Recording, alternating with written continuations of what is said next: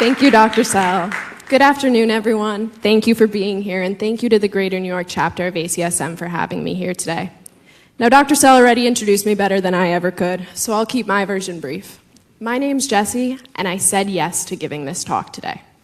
Now, ever since I made that decision, I have been panicking about it, and if you saw me in the hallway pacing this morning, just do us both a favor and pretend that you didn't. But truthfully, all my nerves about today make this topic so fitting. Because today we're talking about the power of saying yes, especially when you do feel uncomfortable. This presentation will explore how saying yes to opportunities can build your career path and shape your professional identity. A few years ago, I was sitting in this very same audience at the same conference, listening to the presenters to share their work and wondering how they got here. What I know now that I didn't then is that it's not one big thing. It's a collection of small yeses that push you outside your comfort zone. So before we dive in, I want you all to think about something for me. Think about a time that you had an opportunity, but for some reason, no. Now, what held you back? Was it time? Fear? Maybe you didn't feel ready, or a little bit of imposter syndrome. I mean, I've had that ever since starting DPT school. But whatever your reason is, that's what we're going to talk about. How to stop letting those things hold you back. Now, I have been coming to this conference for a few years, and if I've learned anything from being here, it's that everyone loves a good quote. So today, we're going to start there.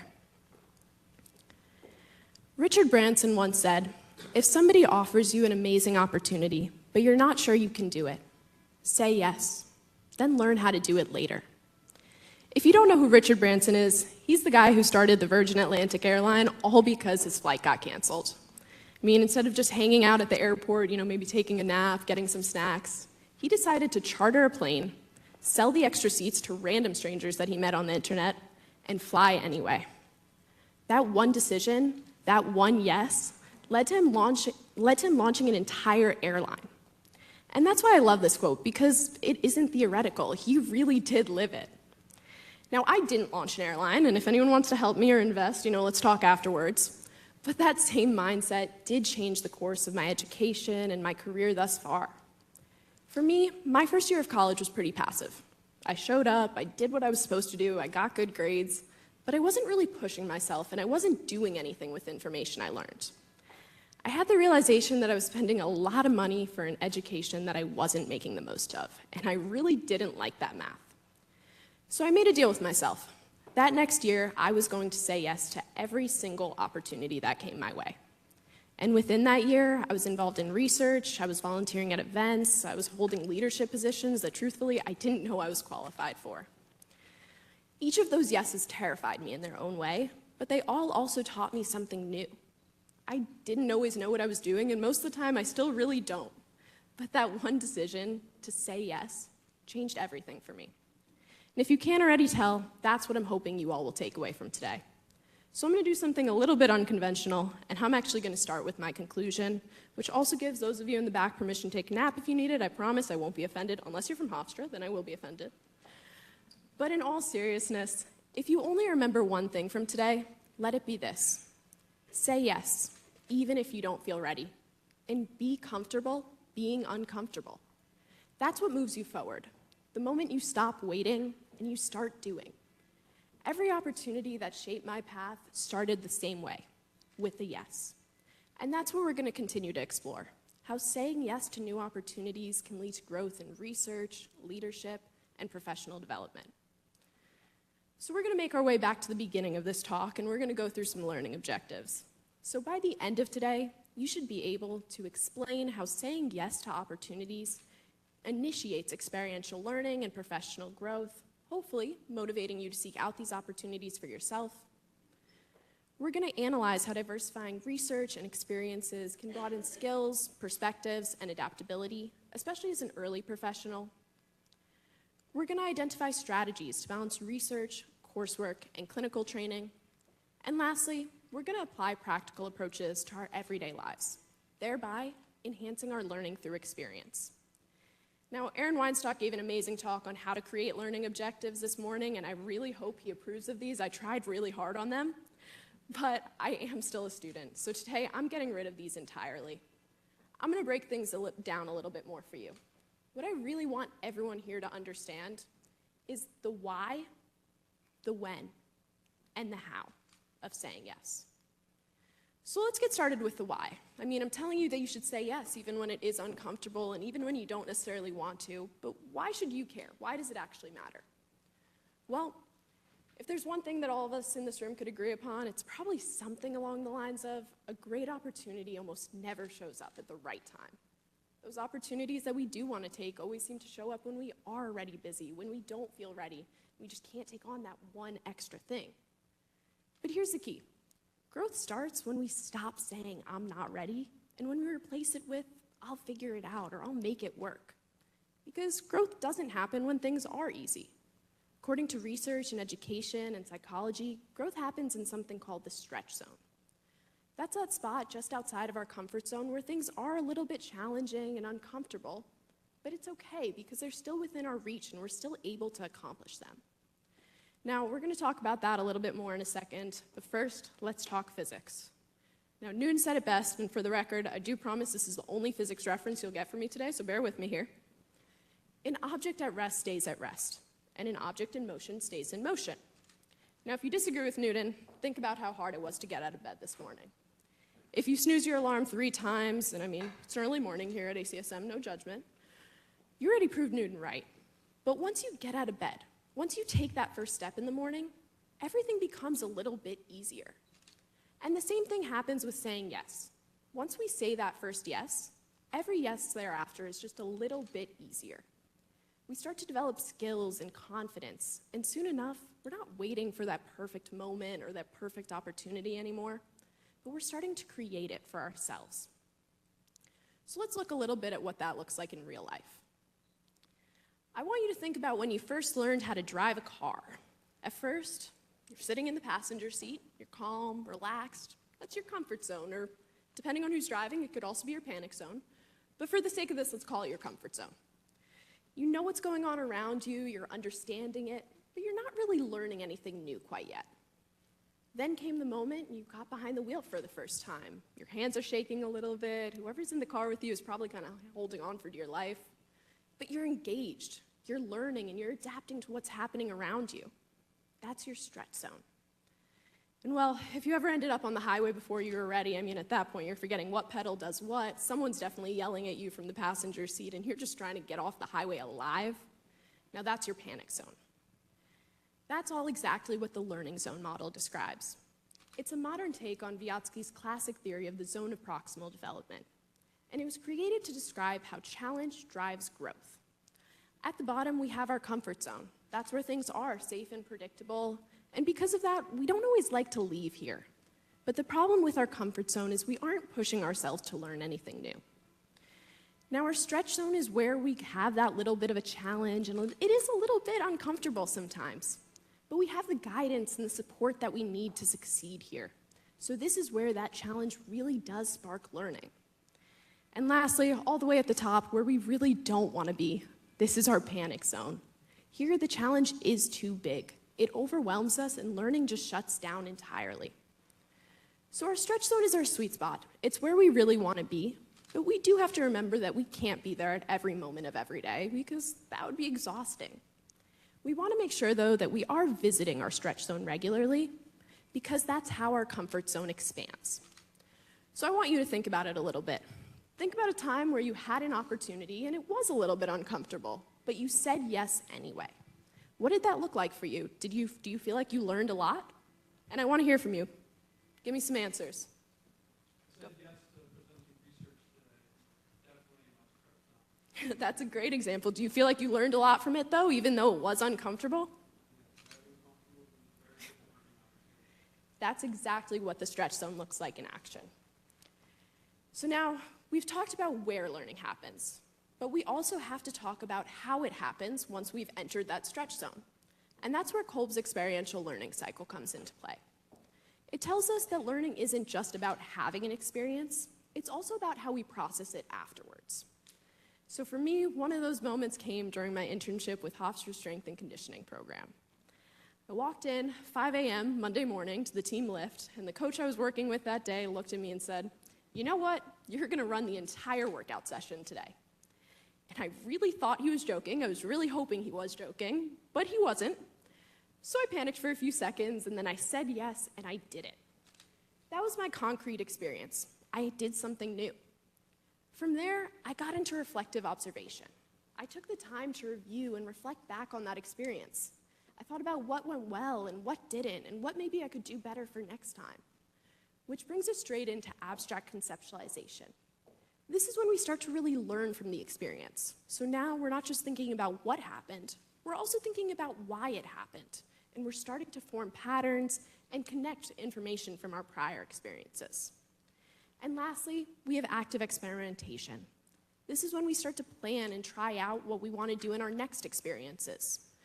So once we have our first experience, we learn from it, and we want to take that into our next concrete experience. We never want this cycle to end. It should be continuous. But the key here is that we need that first yes to even enter the cycle.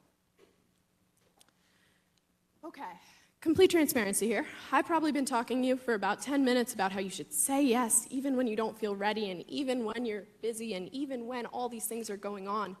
But to be completely honest, I don't expect a single one of you to walk out of here today and start saying yes to every single opportunity you get.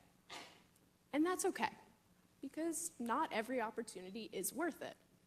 The skill becomes understanding which ones are worth saying yes to and which ones will help you grow. So for that, I have 4 questions that you can use to guide your decision making. Our first question is about the learning opportunity. Does it challenge you while providing you the guidance and support that you need to succeed? In essence, does it place you in that stretch zone? Our second question is about skills and confidence. Does it help you build something tangible? This is going to look different in every experience we have. One day it could be practicing goniometry, and the next it could be communication skills. But you should be able to use every experience as an opportunity to apply your skills. Now, our third question is, in my opinion, the most underrated of them all, and it's networks and mentorship, or who it will connect you with. Not every opportunity is about what you get to do, it's also about who you get to do it with. For me, I always think back to 2 years ago at this conference. I presented a research poster that I worked on with Dr. Andreas Damatis. And he looked at me afterwards and he said, "Everything's a test.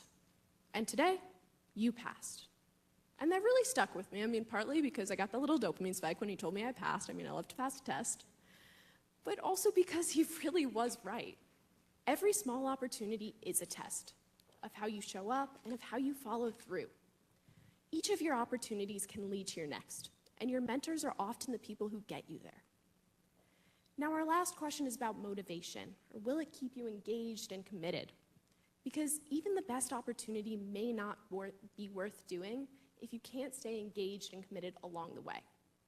So when you're deciding whether or not to say yes, ask yourself this: does this opportunity challenge me, build me, connect me, and motivate me?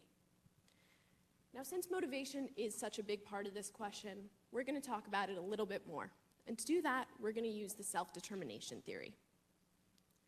The self-determination theory is a motivation framework that says we stay engaged over time when 3 basic psychological needs are met: competence, autonomy, and relatedness. So think of it like starting a new workout routine. At first you're excited, maybe you got some new outfits, new playlists, new goals for the gym. But after a few weeks, that initial energy starts to fade. What keeps us going at that point isn't just willpower. It's also whether or not our experience meets these needs. So competence is our feeling of capability, or like we're doing something that matters and getting better at it. So maybe it's the first time that you realize you can lift a little bit more weight in the gym, or you can run a little bit further. That progress allows us to see proof that we are improving, and it makes us want to show up the next day. Then we have autonomy, or our feeling of independence and control. It doesn't mean getting to decide everything, but it's having some say in how we do it. So for me, it was realizing that I really hate running, but I love strength training and other forms of cardio, and I can choose to just do that if I want it. That effort and flexibility make our choices feel voluntary and not like an obligation. And lastly, we have relatedness. That's the connection piece. So maybe it's a coach that you're working with, someone you love to work out with, or just familiar faces at the gym. When we have that sense of belonging and community, it makes something difficult seem more sustainable and easier for us to do over time. And that brings us into one last thing that we haven't talked about yet when it comes to saying yes. And that is arguably the most important one of all. It is balance. Now, saying yes isn't about saying yes to everything. It's about saying yes strategically in a way that we can sustain over time. So since this is a sports medicine conference, I'm going to use a bit of a rehab and a training analogy here. In that world, we talk a lot about load versus capacity. Load is the stress we put on the body, the amount of reps we're doing, how much weight we're lifting, how many days per week we're doing it. Capacity is our ability to handle that stress. So our rest, our energy, our recovery. We want a balance between the two of those, ideally. If our load is too heavy, we're going to get injured. It's inevitable. We will see breakdown. If our load is too light, though, on the other hand, we're never going to grow. We're never going to get adaptations. The same thing happens professionally. Every time we say yes, we're adding to our load. We want to make sure that we have balance. So before you say yes, take the time to consider, where am I now? Do I have the ability to take on something new? And if not, is there a way that I can replenish my capacity? Maybe that's through reflection, rest, reprioritization. Whatever it may be, take the time to consider it. So we've talked about why and we've talked about when to say yes. But how do we actually turn those yeses into something that helps us grow and is meaningful for us? It starts with showing up intentionally. Every yes means more when you're prepared, when you're present, when you follow through. Showing up is half the battle. It gets you in the door. But being intentional allows you to keep growing. Then lean on your mentors and your peers. Take the time to ask questions, get as much feedback as you can, and learn from the people who want to see you grow. Lastly, practice, reflect, and connect. This is what we've been talking about all day through the learning zone model and Kolb's experiential learning cycle. Practice what you're building. Use each opportunity as a chance to apply your skills.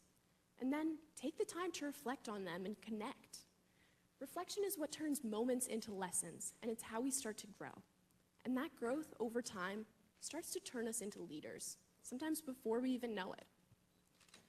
So when you think of a leader, what do you think of? I want to hear some answers. Shout them out. Someone? Anyone? You? Confidence, okay, good. Say it again. Organization. Confidence, organization. Accountability. Accountability. Selfless, ooh, that's a good one. Motivating. Take one more. Go for it. Integrity.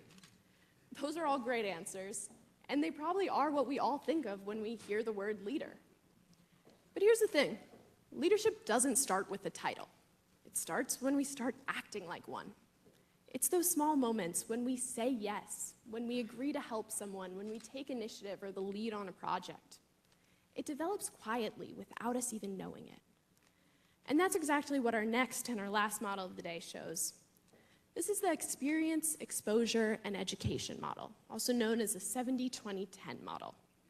It tells us how leadership develops and that it doesn't all happen in one place.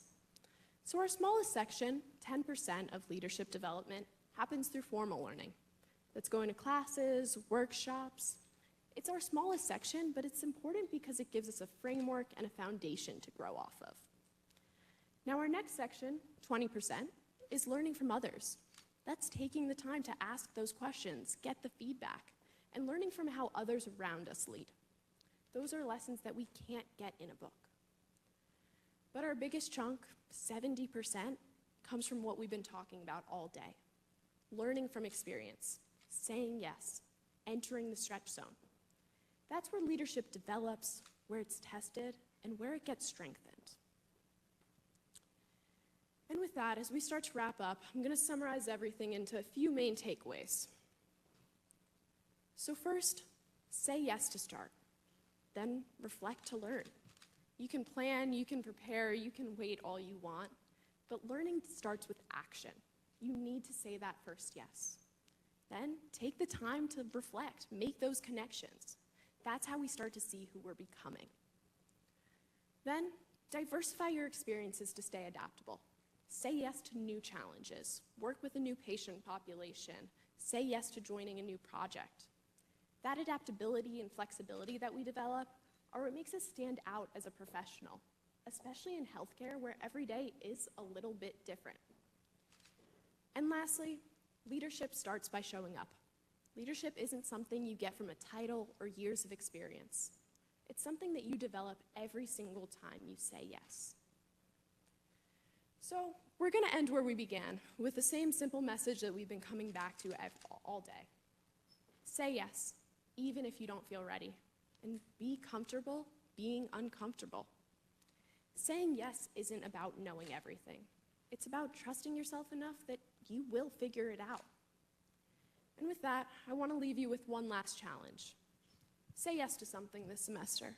It doesn't have to be big, but it should challenge you. Because at the end of the day, growth doesn't start when we're ready. It starts with one word, and I hope by now you know what that is. So say yes. Thank you.